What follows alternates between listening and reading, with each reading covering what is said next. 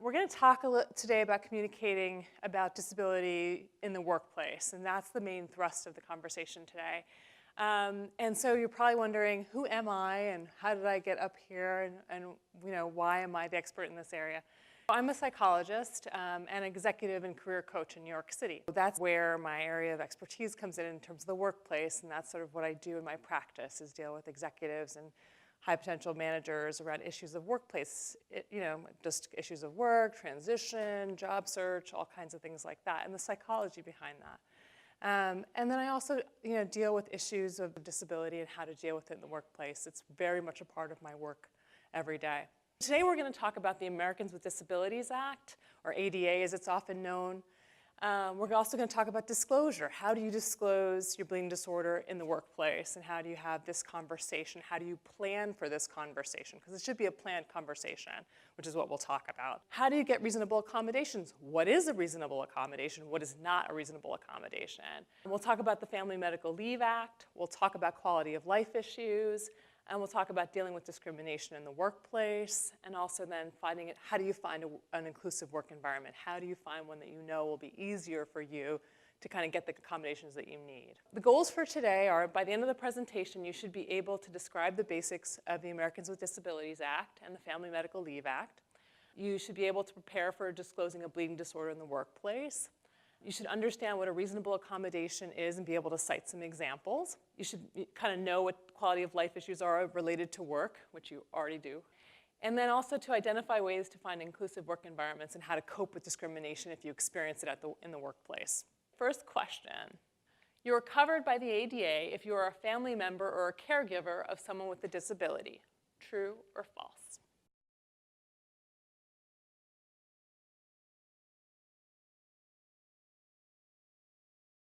It is false. You are not covered by the ADA if you're a member of a family member. You have to be the one with the qualified disability. So you have to be the person with the disability to be covered by the Americans with Disabilities Act. You can't be a family member or a caregiver. So that's worth knowing. All right, next question. How many employees does an organization need to have to be covered by ADA? 15, 50, 100, or 150?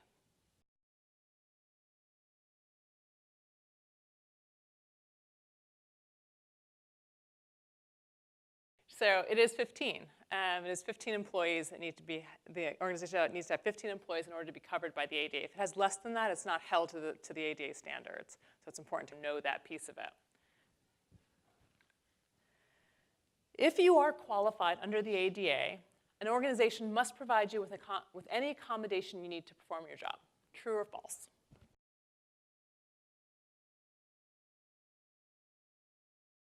False. It needs to be reasonable, right? It can't cause what they call undue hardship to the organization. So, and that is a vague term that the organization has to decide and discuss with you, sort of whether it causes undue hardship to the organization, or whether they could survive it if they provide you this particular accommodation. Okay, so recap. You need 15 or more employees. It covers only people with a qualified disability. You must be able to complete the job. That is so fundamentally important that you're communicating that you can do this job with or without the accommodation, but it's important that you can complete the job. And it also provides coverage throughout the employment process from interview to termination. So you are covered even before you are an employee of the organization. Yes? What happens if you do work for an organization that's less than 15 employees? Do you just fall through the crack? You don't fall through the cracks, but they're not held to the same standards as the law, the federal mandate from the ADA. So in those cases, when you work for a smaller organization, that's when you have to be really good at kind of negotiating your reasonable accommodations. It doesn't mean you don't get them. It means you have to negotiate them without necessarily the full protection of the law. It should be documented, and as much as possible, clearly, but it should be documented, and there should be a process, even if they're casually giving you the accommodation, it needs to be declared somewhere, somehow, in case you need to deal with that. Discuss the best communication strategies that you've ever used or you can think about using when you disclose your bleeding disorder. I'm a former HR director, and I was talking about what I ran into a lot were people that people that felt like they needed to disclose in job interviews. And I'm like, no, you don't discuss in a job interview what your disability might be. You don't need to do that. There's no onus to do that. Afterwards, it's good to discuss. And what I'm facing now in my chapter, because I'm an ED, is people not disclosing in their jobs. For instance, I have a guy who's in the painters union. He climbs regularly 30 and 40-foot ladders, and he's told nobody on the job that he has a bleeding disorder. Yeah. And that's what we're facing right now, is people not disclosing when they should after they're on the job. Right. So. And I think it's one of the things, and we hear this a lot, but I think it's also important, you may have to disclose in an interview. Like, if you need an accommodation to get to that interview, to get in the door, to like, there are reasons why you may have to disclose. You definitely don't want to disclose just to have a conversation with someone and share, like public sharing. But if you need an accommodation to get to the interview, if something's in the interview, you might need that. It does make things trickier, right? Because now you've exposed yourself, and now they can find reason for it. But that's why we would talk later on about inclusive work environments, in work environments where it won't matter, because the work environment is inclusive. That's what they're looking for, is diversity in their workplace. And I do think the disclosure issue is really difficult, and it's very personal. And I think what the tricky piece, though, is that people can often not disclose, but if something were to happen to you, would you get the help in time, or would people know what to do and what's going on with you if you become unconscious, or especially with a painter who's going up there, he could easily fall and become unconscious, bleed to death, and nobody would really know what was going on for him. I've heard the most amazing stories as I've done this talk about people who work in shark tanks, who have hemophilia, who haven't disclosed, or like someone who's working internationally, someone's son who was working internationally, who was on a construction site every day, but in a foreign country, who has not disclosed. So there are amazing stories of people who haven't disclosed, but I think you do run the risk of, if something were to happen to you, would you survive it? So I think that's something you have to really kind of consider as you make the personal decision. I know I always cringed when I would interview, and people would say, well, I have diabetes, and I'm going to need this days off, or I have this, and I'm going to, because really when you're doing initial interviews, though, you don't necessarily want people to say you have a disability, because then they could use that as a reason they didn't get the job. Yeah, they can't legally use it as a reason, but they can say like the person wasn't qualified, or they weren't good enough. Or they could come back and say, well, I didn't get that job because she didn't hire me because I had this. So, in the very initial stages of an interview, you don't want to hear that. But, as you get more in, and they're, legal reasons. And I think it's tricky, and also what the circumstances. I've also heard of situations where people have been interviewing, and they're displaying some sign that they have the bleeding disorder, right? So whether they have a swelling somewhere, so it becomes hard. You may have to, have a conversation, because something's going on that makes it very difficult to hide it. But I think it's very personal. It's very individual. Depends on your condition. It's so very, very kind of diverse, the conversation. But I think to know that your right is to have to be able to have this conversation at any point is important. But that you can be discriminated against, and they can find reason to do it that's easy to hide is possible, yes. That's why the inclusive work environment stuff. I just have found that for me personally, I didn't mention anything, and I'm just going through the finding a job process. I got my first internship this summer, and I found that not saying anything in the interview was worked out well for me, but once you develop a relationship with your supervisor, it was a lot easier for me to tell him, because I was really stressed out about just coming here and taking off a half a week. So it helped me after I had developed a relationship with him just to talk about my disorder, and he actually wanted to learn more about it. So that's some advice maybe. And I think that is very key. That relationship with the supervisor is really critical. And we'll talk exactly about that later on, about that is really important. And it can be really hard. You may have to disclose before the relationship is formed with the supervisor too. You might have to do things that might require you to be out, or to go to a room and do something. So I think it's important to think about sort of what you need day to day, and we'll talk about that, and sort of what does that mean about the timing of when you disclose, and if something were to happen, is it likely at your job that something emergent could happen? One time we did this, and someone was like, I just confronted them and I got in their face, and I was like, that's probably not the the best idea. So like we're talking always about positive communication, open communication, not confronting, not being, not trying to, get things start off on the wrong foot, not going in with this idea that people are going to negatively approach you around this, but kind of have a positive, engaging, open attitude. You guys are also really knowledgeable. You've done this, like you're experts, and don't even realize how expert you are at this. And so it's good to share the information for people who are doing it for the first time, or people looking for resources. Okay, so in terms of who you're going to tell, clearly you're going to tell your supervisor. If you're going to disclose, you're going to talk to your supervisor. However, you might want to think about, what order you tell them in. So, so these are the people you may want to tell, the stakeholders, the supervisor, the HR or equal opportunity officer, or the ADA compliance officer, coworkers and colleagues, and direct reports. Each of them has a different reason why you tell them, and each of them has a different strategic way to tell them. Your direct reports are not going to need to know every detail about your bleeding disorder and what your reasonable accommodation is, but they're going to need to know if you're out, what is the reporting structure? How do they deal with, what happens, and potentially also why you're out, because I think that can sometimes help morale, like, with a boss who they feel like is always out. But that's up to you about whether you do that. They may need to know those kinds of details.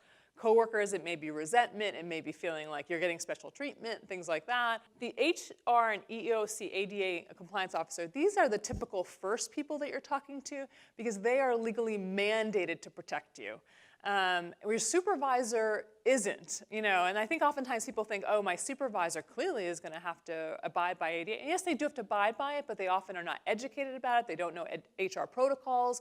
They don't know what they're doing in this area. And so it's really important to try to go that route first because they also know the protocol, and that's really helpful, where your supervisor might want to give you the reasonable accommodation, but never know to tell you to go to HR to make sure that it's on the books and you got the paperwork and all that stuff. So informal reasonable accommodations are lovely, but the formal ones are stronger and better and protect you more forcefully. So it's important to kind of also realize that piece of it. So let's talk about a plan for disclosure. When you disclose, it should be planned in some way. You should have a thought about what you're doing, what is your strategic plan, who are you talking to, what do they need to know, what do they not need to know, what are some of the pitfalls? When you're thinking about the strategic plan, so you got to think about what is your goal in this conversation. It is definitely not to tell them war stories about your bleeding disorder, or the worst case scenario, or the time when this happened or that happened at work. That is bad because you're setting up like a potential feeling of threat to your boss about what this is going to be like for them. They really just need to know necessarily what is the condition, what are the reasonable accommodations, and obviously that you clearly feel like you can excel at your job even with the reasonable accommodations. You also want to make sure that you practice this conversation because you want to stay in control of your emotions, right? You don't want this to trigger anything, or if you've had a previous bad experience disclosing and you start disclosing again and it triggers that experience again, you start to get teary or cry. These things happen, but if we can avoid them, we're better off because when you're emotionally kind of dysregulated, you can say things that you might not want to say. You can get caught in situations that make it less predictable. You want to know your trigger points. Like, what are the things that you talk about that get you tripped up? What are things that are hard for you to talk about? What things evoke emotion for you around your bleeding disorder and around accommodations? If someone derails the conversation or starts digging inappropriately for details about your bleeding disorder, how will you refocus the conversation? How will you take the conversation back to the main point of what you're doing? These things need to be practiced because oftentimes they're not expecting you're going to tell them that you have a bleeding disorder. So, they might say something awful and insensitive, right? And they might get uncomfortable and make a joke that is offensive.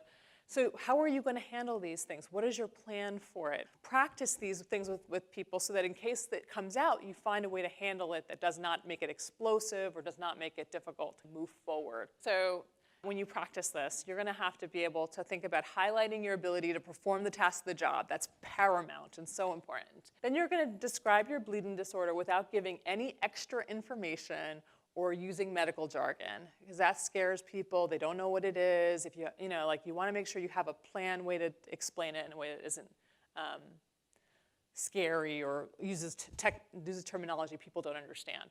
And then talk about your ability to manage the bleeding disorder.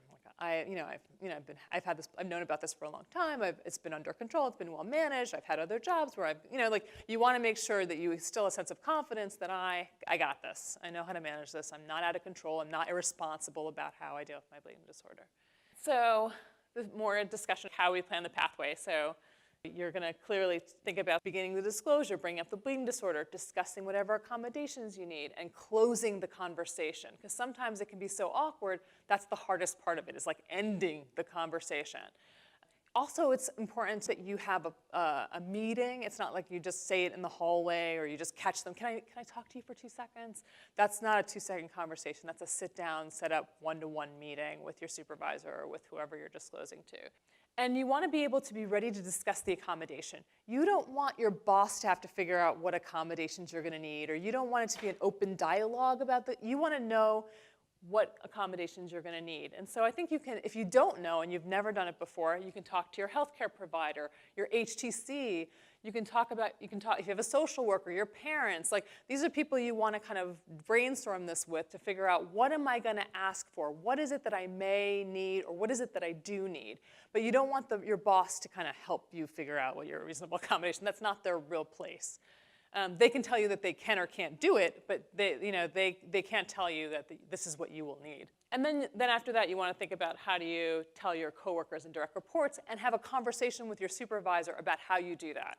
How do you want me to discuss this? Do you want us to do you want to be there? You ask your supervisor, do you want to be there present while I discuss it with them? So you ask them, how are you going to negotiate talking to your coworkers and direct reports about this, and how, so that they are included in that conversation about how to do it.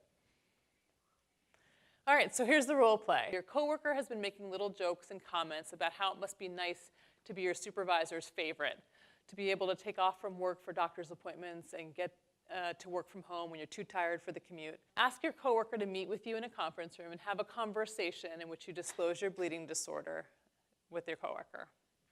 So you're going to have 3 roles. One is going to be the coworker, and that coworker should be kind of brash, right? They're making jokes, so give the person a hard time. Then there's going to be the person disclosing, and there's going to be an observer, at least one observer. Okay, let's talk a little bit about the role play. So what kind of positive communication strategies did you see going on? Where did anyone get stuck? And what might you want to do before you talk with your coworker? In that scenario, there were only 2 people. Mm-hmm. And a point that she brought up is you might even want to have a witness in that conversation, because you never know how that could go south really quickly for the affected person. Yeah, and I think it's also important potentially with a coworker that you may want to, especially if you have a decent relationship with your supervisors, inform the supervisor this is going on, and then figure out with your supervisor then how are you going to deal with it. And if you don't want to be alone with them, say, I would want a mediator. I think I would want somebody else in the room. So there's a witness to the conversation. So. You know, with each of us, the past came out really quickly. The negative experience came out very quick. I mean, I was tearing up just thinking about the unfortunate situation that we're placed in with this topic. Yeah. And so I wonder if you could address or speak to, that's definitely a stuck point. You know, remembering when this happened, or remembering when that happened, or still feeling the pain of that before we approach the subject, or as you're in it. I think that what people underestimate is these things are traumatic. These experiences are traumatic. Like, I think people think, oh, trauma, I have to be in a car accident. Something has to be huge. But you can have really traumatic experiences at work where you're being harassed on a regular basis, or, you know, that things are going on, and it sort of leaves you with this kind of fear and kind of wall up around sort of work and when people start stuff with you at work.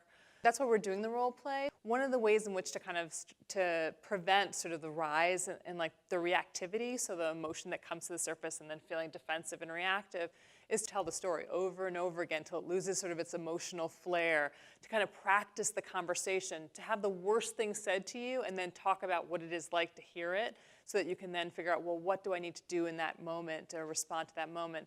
But it is sort of about processing it and having forums to process it, and then figuring out where those trigger points are and working those trigger points and figuring out what has come up, why is it coming up, how do you then kind of make sure that when you have this conversation, it doesn't come up in the same way. You're still going to have the flashes, you're going to still have the memories, but it's what happens to you underneath that that's really critically important. Like, you can have a memory, a really painful, tragic memory that you've worked that isn't as resonant or emotional as it once was. but it requires working of it, like talking about it, processing it, dealing with it. And as I was hearing the role plays, I was hearing personal stories come up, some of them quite tragic and awful and scary, and and so I think that's important to kind of not minimize that and know that that's there, but to work it enough that if it's discussed or it comes up, that you're not kind of caught in that moment, like almost in a flashback. Instead of being in this moment with this particular person, you're back in that moment with that old boss who said X. So I think it's really working to process that and doing it actively and consistently until you feel like that moment, those emotions are more diluted and more safer for you to kind of have a difficult dialogue with someone around the same topics. One thing that struck us about this scenario is that the person obviously knew that the person with the bleeding disorder had a condition. She talked about the doctor's appointments, being tired, going home early. She knew this, and she was still harassing the individual. Mm-hmm. She was involved in harassing behavior. Mm-hmm. And most companies have not just sexual harassment policies, but anti-harassment policies. Uh-huh. And in this situation, we all felt, it would be very reasonable to go to the human resource director or somebody in human resources and bring them into this discussion and have the discussion with the HR person, rather than just maybe going straight to this person and hashing it out with her. Because this is harassment. Yep. And this isn't something that you just have to take this on or put up with this. Yep. You don't have to. These policies exist for a reason because this harassment has occurred in the past, and nobody has to put up with that. Yep. You can go and you can put an end to it, and this person would be disciplined for harassing you. So don't put up with it. Yep. These policies exist. I totally agree that use the harassment policies that are existing, use HR. Actually, though, in interesting cases, and actually cases I've dealt with myself, with my clients, seen HR harass clients. And so in those cases, it feels like there's no alternative, but there are. And a couple different things that you can consider is, one, consulting an attorney who specializes in employment law. 2, contacting ADA. They have an ADA hotline, and you can talk to somebody about the situation, and then how they can help problem solve with you what you can do and where your resources are in your state. So there are things you can do even if HR has turned on you. And it can be hard because you're being victimized. So it can get very easy to kind of feel like there is no solution, there is no way out, I just have to tough it out, because I've heard that a lot from clients. I just gotta suck it up, this is the way it's gonna be. But if you continue to suck it, it's gonna get worse. I had a client particularly who was taking it, and then they fired her. And she had reasonable accommodations, she had done all that stuff. Then they fired her, and then she said something in the firing that made them realize they could get sued. So then they unfired her. But then I was like, you need to get an attorney, because this is getting serious, and they don't know what they're doing, and they don't know how to manage this, and you need support. And so she got an attorney, and she then used the attorney to help her negotiate the language. The other thing that's really important is people harassing you. It's hard to feel it and to hear it, to think about it again, but you should be documenting it. It's helpful to a lawyer to be documenting beyond this date and this time in this room, this was said to me, this is the quote. So all of that documentation, if people say things in email, one of my clients did this and I thought it was genius. If someone says something in email to you, take that email and forward it to a personal email. Because oftentimes, like one of my clients got fired and they shut her email off. So then all the documentation was inside that email, and clearly that can be found in discovery and all that kind of stuff, but she needs it to discuss it with an attorney. So, if that kind of stuff is happening, forward to a personal email so that, you can then have that documentation somewhere safe if they shut off your document, or print it out, or have other ways to kind of make sure that it's solid. But document. That is really critical if you're being harassed, exactly what's being said, and use the hotline. It's like Monday through Friday, and it has hours, and you can talk to a counselor, and they will counsel you on how to deal with ADA. So find a quiet place, make sure there's enough time to talk when you're disclosing, lead the conversation, manage what comes up, try to remain as non-defensive and non-confrontational as possible. If things get so heated, you can take a break and say, let's revisit this, and then take a step away and then try to figure out what to do, going back in. But if it gets too kind of crazy, and don't keep going down the road, because you can get into some dangerous places. Remember, the people that you talk with at work may never have heard of a bleeding disorder, may feel fear, concern, anxiety. Be sensitive to that emotion, but don't tolerate bias speech or offensive behavior, and document any instances of this type of behavior. So, People can feel things like, be scared. That's okay. The scaredness is okay. It's the biased speech or the hate speech and the harassment that's the problem. Because people have real emotions and they don't know. So people, when they don't know things, they feel afraid. Workplace best practices. These are just like general best practice tips. Always like maintain as best as you can a great relationship with your supervisor.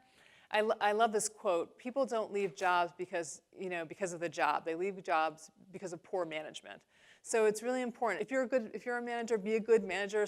Advance your people. If you've got deficits, go get help for them. Go get coaching. Go get support. Go get training.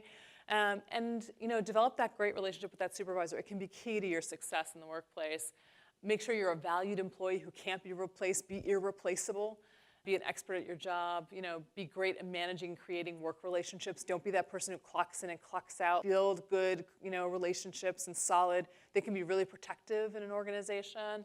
And be a supervisor who manages their direct reports well. Something that came up in an earlier workshop, which I think is worth kind of noting too, is like watch the friends at work. So especially this happens with younger individuals when they're first entering the workplace, is that they start telling people very casually about their bleeding disorder or things like, because they feel like they're friends, but they could not become not a friend, and then you have to worry about them if you haven't disclosed. Or two, they could, if you haven't disclosed, they could potentially be just accidentally disclosing it to someone else that has consequences for you before you've disclosed. So be careful before you disclose casually to sharing it with friends. So a reasonable accommodation can change the way you perform a job.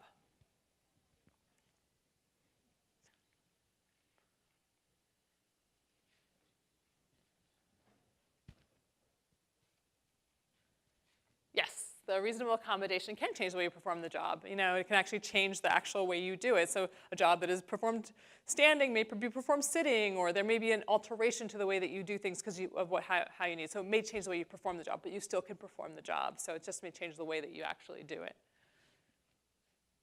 So a reasonable accommodation is any change or adjustment to a job, the work environment, or the way things are usually done that would allow you to apply for a job, perform job functions, or enjoy equal access to benefits available to other individuals in the workplace. So that's the formal, legal definition of reasonable accommodation.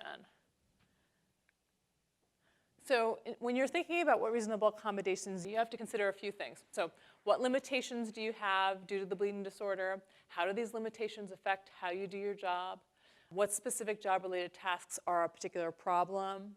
What accommodations are available to reduce or get rid of these problems? And will supervisory personnel and employees need training in regards to bleeding disorders? In case there's an incident, in case they might need first aid, they might need other things to be able to perform. So if they need training, that also is part of your reasonable accommodation, that some people will get trained to be able to handle any kind of emergencies that may arise. So here are some examples. This is for gross motor impairment, when there's big muscle movement issues, providing a parking spot closer to the entrance, installing automatic door openers, moving workstation closer to other work areas, and then we talked about the sitting instead of standing. These are fine motor impairments, like in your hands and where there's fine motor skills required. You might need an ergonomic workstation design. You might need different input devices, and they might be, and telephone access might be a little different. For fatigue and weakness, you might have to reduce or eliminate physical exertion, schedule periodic rest breaks away from the workstation, allow for flexible work schedules or flexible use of leave time, or provide scooter or mobility aid if walking cannot be reduced. And then in terms of medical intervention, permit for flexible scheduling, provide time off for medical appointments, allow for periodic rest breaks, allow for work from home, provide place for storage and disposal of sharps, provide general sensitivity awareness training to employees. Let's say that because of joint damage over time and you've been working somewhere for 15 years, all of a sudden you've realized that there are some reasonable accommodations that need to maybe be put in place to make your job a little more comfortable. Mm-hmm. And you've never disclosed before that you had hemophilia because it really didn't affect what you were doing. Mm-hmm. Would you handle disclosing the same way then as you do now?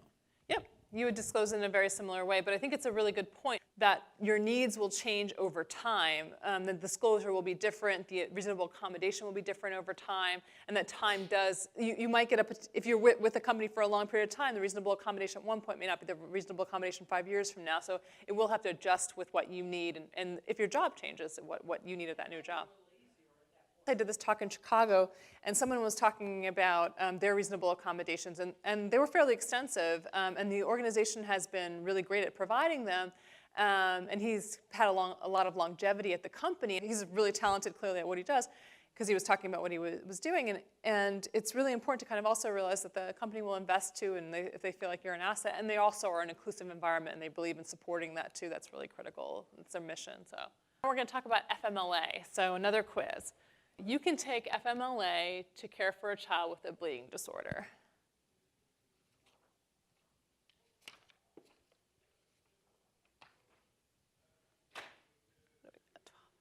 Yes, true.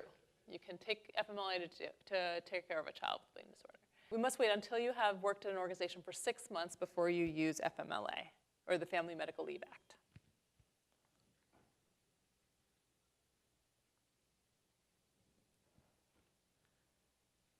It's false. You have to be 12 months in an organization, so you have to be a year before using FMLA. So this is the Family Medical Leave Act. It's 12 weeks of unpaid job-protected leave for specific family and medical reasons with continuation of group health insurance coverage under the same terms and conditions as if the employee had not taken leave. So to be eligible, you must have worked for an employer for at least 12 months, meet the hour of service requirements in the 12 months before leave, so you have to have a certain number of hours accrued for that organization, and you must work at a site with at least 50 employees within 75 miles of each other, of the offices. And you can take it for birth of a child, care of a newborn, adoption, foster care, serious health condition, or to care for an employee's spouse, child, or parent who has a serious health condition. So let's talk a little bit about this, quality of life. What do you feel like is important for you to feel like you have good quality of life, like you feel like you can have work-life balance? It's just like the big term that gets used a lot, but it's sort of very controversial. Is there such thing as work-life balance? Can it really happen? So what do you need to kind of feel like you have work-life balance in your life? If you're being productive in all parts of your life, support yourself. Okay. How about others? Companionship. So, okay. What about things like stress reduction? Maybe that's something out. Feeling mentally stable. That's when it is that. Mentally stimulated, yes. So do you feel like you get those in your life regularly? And what do you do if you don't have it? If you feel like your life is out of control and what do you do to kind of create some kind of work-life balance or create quality of life? Acupuncture. Okay, that's great. What else? Acupuncture. Music. Read. What do others do? Meditate? Yoga? Exercise? Yeah. The reason this slide is up here is because we're talking about work, but work is also about your whole self and about identity and about sort of making sure that your whole life is in a good place. Especially when we're dealing with these tough issues, it's important that you're feeling like your life has a sense of balance, because these kinds of things can throw your life completely out of whack, and you have to really be very conscious about how do you get yourself back into a feeling of that I have a good life, that I am living the life I want to be living. So I think it's really important to know what are your stress relievers, what are the things that help you to be in balance, and to be regularly and actively engaging them, not just when you're really, really stressed out. Because oftentimes, like, by then it's a little late. You've got to do a lot of recovery by then. So really taking regular, good, positive care of yourself and engaging in quality of life issues. So speaking of that, if you face discrimination at the workplace, it's important that you do something about it. And you don't have to, and there's no law against that. But I think it's really important that you reach out to ADA just to ask them what your options are, right? What does it hurt? It's a hotline. It's confidential. They're not going to tell anyone what's going on, but you can at least know what your rights are and what are options for you. You can also reach out to your chapter for resources. You can reach out to support networks and mentors. It's really important to have professional mentors because they can often help you troubleshoot how to deal with this. because they've dealt with it themselves, especially mentors who have a disability themselves, whether it's a bleeding disorder or something else, they've kind of run through some of this. So to have people who are more advanced in age who've done it before is really useful. And also to be able to consult with an attorney for legal issues regarding the experience. So people ask, well, I don't know a lot of attorneys. So typically when I suggest to reach out to an attorney, one of the things you can do is reach out to your chapter, see if there are any attorneys that they're affiliated with. They probably would know attorneys that have worked with people with bleeding disorders before. That's a good place to start. Think about attorneys that you know. Even if they aren't employment attorneys, they probably know employment attorneys. So reach out to any attorney that you know, even remotely. And then also there are legal clinics, like universities often have legal clinics that their law students have to participate in order to get their hours. So oftentimes there are legal clinics that are free or low cost in order to kind of get some free legal advice about what's going on. But it can be really helpful in structuring conversations where there's a huge difficulty about protecting your rights, that they know what your legal rights are and they know how to structure the conversation, what to say, what not to say, what to agree to, what not to agree to, in order to maintain your rights. So it's important to kind of really have a conversation with an attorney and find a resource if you're having trouble. So one of the things that we also want to talk about too is inclusive environments. How do you find an environment that is disability positive? And so some people think it just doesn't exist because they've had a lot of negative experiences, but there are disability positive organizations. One of the ways is finding out where other people work, finding out where other people have been successful and they have been able to disclose and people have been supportive.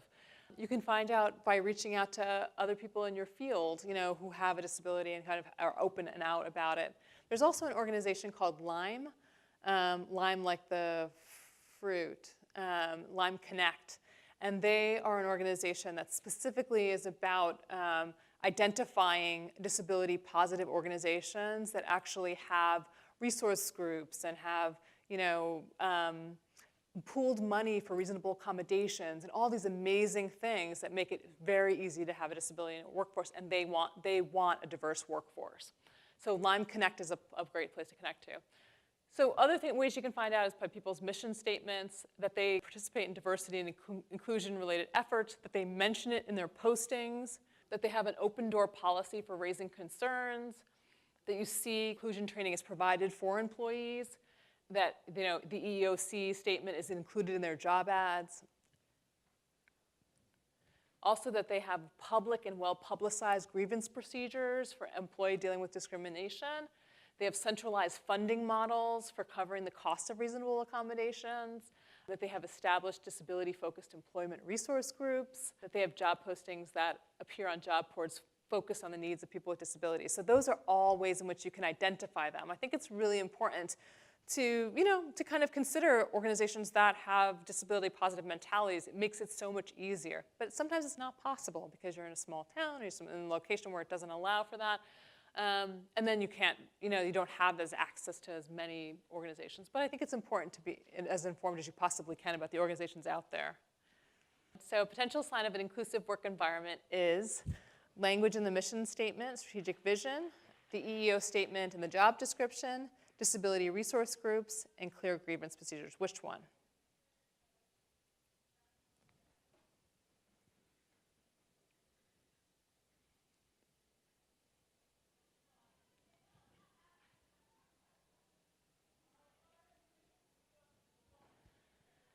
So it's a trick question. It's all of them.